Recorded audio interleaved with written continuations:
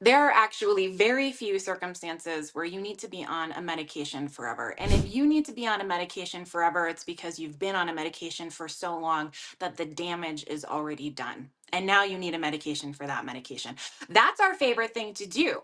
Here, we gave you this drug that had these side effects. So now we're going to give you another drug for the side effects of that drug. And this just happens until you die, right? I have patients that are in their 80s that are on 17 different medications. Part of my job is sorting through which ones do you actually need at this point, unfortunately, and which ones are superfluous, which ones can we get rid of.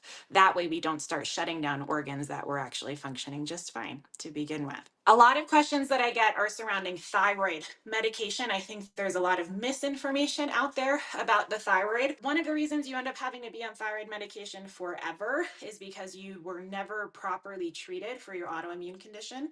At this point, you just don't have a thyroid left. And in that case, yeah, we have to replace you with some thyroid meds.